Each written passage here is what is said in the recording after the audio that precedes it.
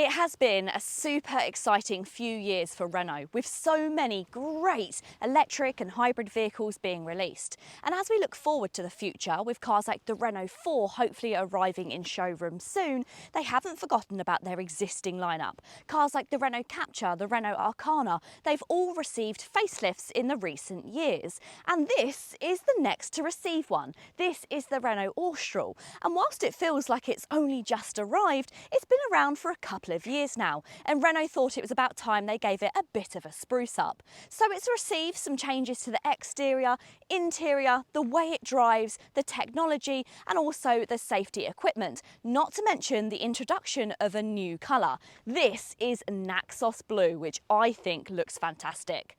Hi guys, I'm Tish and welcome back to the John Banks Review YouTube channel. In today's video, I'm going to tell you all of the changes to the new Renault Austral, as well as giving you a rundown on this car in general. So if that sounds good, then please keep watching. And if you do like new car reviews and car reveals, then you're in the right place. Go ahead and hit the subscribe button.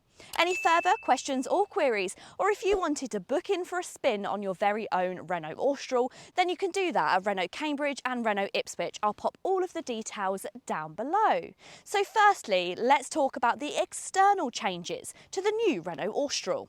Visually, Renault's gone in a slightly sharper direction. This new 2025 Austral gets slimmer headlamps with the brand's new lighting signature, very similar to what we've seen on the Rafale and the Scenic. It brings a touch more of a premium flair, especially with those crystalline LED units. The grille's been revised too, now wider and with a more pronounced 3D effect, and that new Renault badge sits proudly in the centre. On the rear, the updates are more subtle, but with the light bar has been tweaked and the bumper now carries a slightly more sculpted aerodynamic look. It feels like Renault's tidying up the design rather than reinventing it. The Esprit Alpine models, like this one, also now get gloss black side skirts that give it a sportier look, and they get some new alloy wheels as well. So these are 20-inch diamond cut altitude alloy wheels, which look pretty smart. And as I mentioned at the beginning of the video, there's also some new colours to choose from. 3 new colours in fact. You can choose between satin matte pearl white, arctic white, and it's got to be my personal favourite, the car that I'm driving today, which is called Naxos Blue. Mimicking the changes on the outside, changes on the interior are also pretty minimal. But as you start to look closely, you notice some key changes, which are definitely going to help with everyday life with the Renault Austral, especially when it comes to the infotainment system. So it's the same system used before, but it has been upgraded significantly. It's still the same 12-inch vertical unit powered by Google, which was already one of the best in class, but it now gets even more customizable widgets and slightly cleaner interface. Plus, the wireless Android Auto and Apple CarPlay now work even faster, thanks to an upgraded processor. Driver's display, still fully digital, but the graphics are now clearer and feature new driving modes and widgets. Elsewhere in the cabin, it's business as usual. This model that I have is the Esprit Alpine trim, and that means that you get these fantastic seats. So you have cloth down the centre, Alcantara on top with the etched in laser A badges, and you also have Alcantara headrests as well.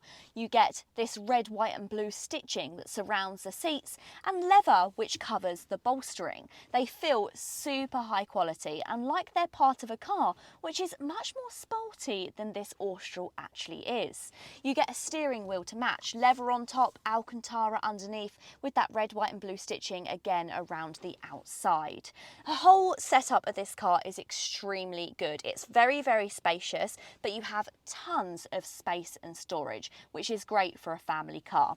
This centre console, for instance, you have this sliding part in the centre, which means you can customise the storage. You have 2 cup holders in front and 2 USB-C chargers, as well as a 12-volt charging point. But slide this forward and then it reveals a cubby hole where you can store extra items out of sight. You also get wireless charging, which sits on top of this pad. Behind here you have a split armrest, and inside this you'll find extra storage, which is super handy. You also get a really decent sized glove box, and you'll find plenty of storage in the door cards. The setup is also also very user-friendly, with loads of focus on the driver. It may not be a sporty car, but the sporty setup gives you that feeling. The one thing they haven't changed though, and for good reason, is space and practicality. The Austral remains a fantastic practical family car.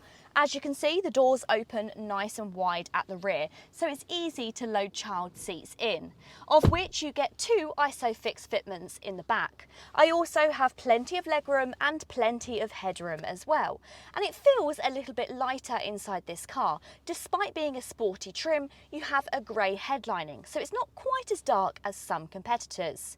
You'll also find 2 USB-C charge ports, you've got air vents in the rear, and you also get an armrest with 2 cup holders.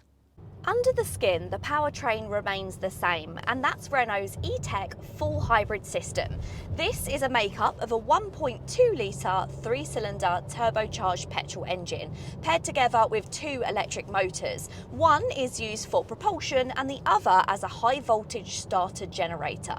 Combined, they give you 200 horsepower. Now, the Austral is not the most powerful model, and if you're looking for extra performance, then maybe the 300 brake horsepower Renault Rafale may be of interest.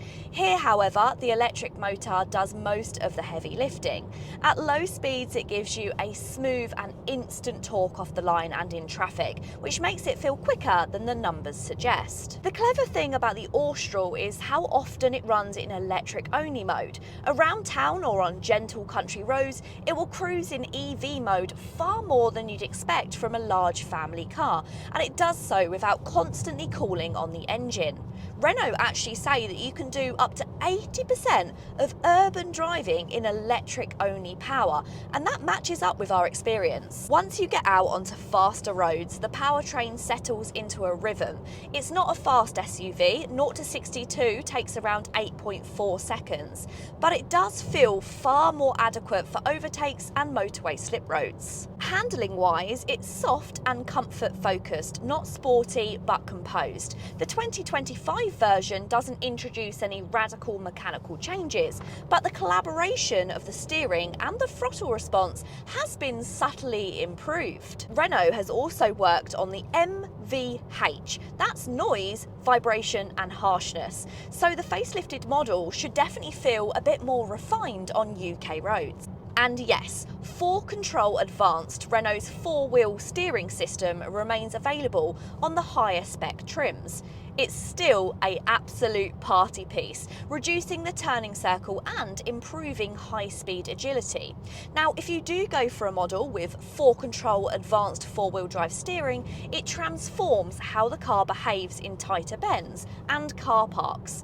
The turning circle is genuinely impressive for an SUV of this size, and it makes the Austral feel more nimble than many of its rivals.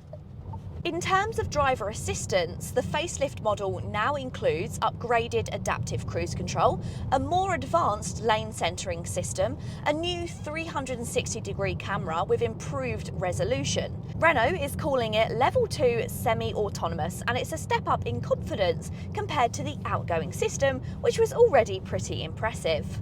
What really stands out in the Austral is its sense of refinement. The suspension setup leans towards comfort, soaking up potholes and broken tarmac with ease, especially on the smaller 19-inch wheels. But even on the 20s, it manages to keep things composed without that jittery feeling that you sometimes get in rivals like the Nissan Qashqai.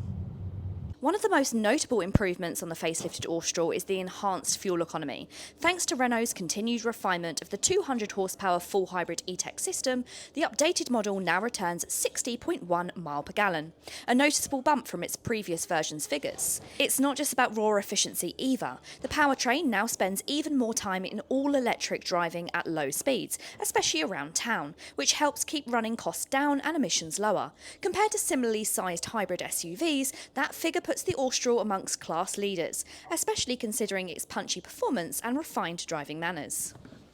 And boot space remains equally as impressive as well. You get between 500 and 575 litres of boot space depending on the position of your rear bench, because you can slide the rear bench forwards and backwards. So slide it all the way forwards and that gives you an extra 75 litres. But even with the seats in their most backwards position, you still get loads and loads of room in here, easily enough for your weekly shop or a family holiday. You also have some additional storage underneath the boot floor, although in this top spec Esprit Alpine trim, you do have the subwoofer from the upgraded sound system in there, but still there's lots of space surrounding it. But otherwise, it's an extremely practical opening, which is nice and wide and also nice and low as well, and includes an electric boot on higher trim specifications.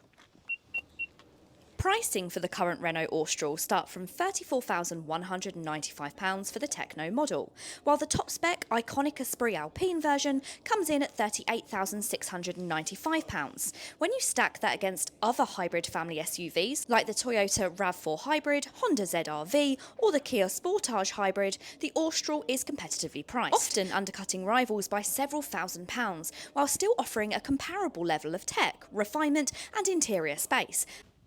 The Renault Austral was already a fantastic award-winning family hybrid SUV. However, it's just now got better. It has sharper styling, more equipment, it's more refined, and it also still offers fantastic value for money.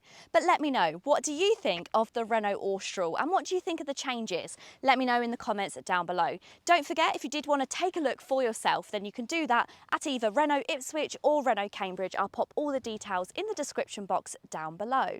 If you have enjoyed this video, please go ahead and give it a big thumbs up. And if you want to see more videos from us here at John Banks Reviews, then make sure you go ahead and hit the subscribe button. Until next time, guys, see you later.